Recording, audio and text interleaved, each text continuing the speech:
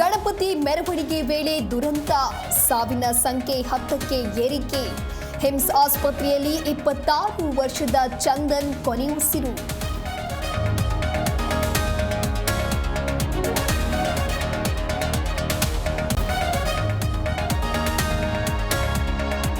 ಹಾಸನದಲ್ಲಿ ಟ್ರಕ್ ಹರಿದು 10 ಮಂದಿ ಸಾವು. ಜೆಡಿಎಸ್ನಿಂದ ಮೃತ ಕುಟುಂಬಕ್ಕೆ 3 ಲಕ್ಷ ಪರಿಹಾರ. ಸರ್ಕಾರ ಪರಿಹಾರ ಹೆಚ್ಚಿಸಲು ಎಚ್ಡಿಡಿ ಮನವಿ.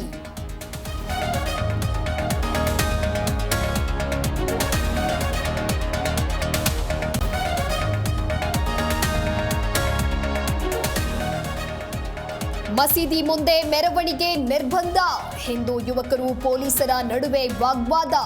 ಮಂಡ್ಯದ ಮದ್ದೂರು ಇನ್ನೂ ಕೊತ.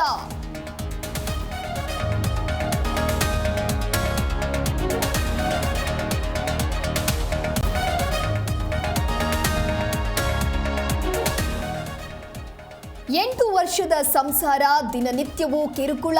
ನೇಣು ಬೆಗೆದ ಸ್ಥಿತಿಯಲ್ಲಿ ಗೃಹಿಣಿ ಶವ ಪತ್ತೆ. ಗಂಡ, ಅತ್ತೆ, ಮಾವ ಸೇರಿ ಕುಟುಂಬಸ್ಥರು ನಾಪತ್ತೆ.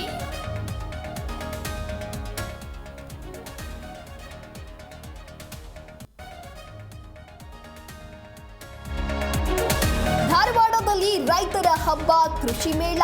ಮೊದಲ ದಿನವೇ ಲಕ್ಷಾಂತರ ಅನ್ನದಾತರ ಭೇಟಿ. ಕೈ ಬೀಸಿ ಕರೆಯುತ್ತಿದೆ ಕಲರ್ಫುಲ್ ಫ್ಲವರ್ ಶೋ.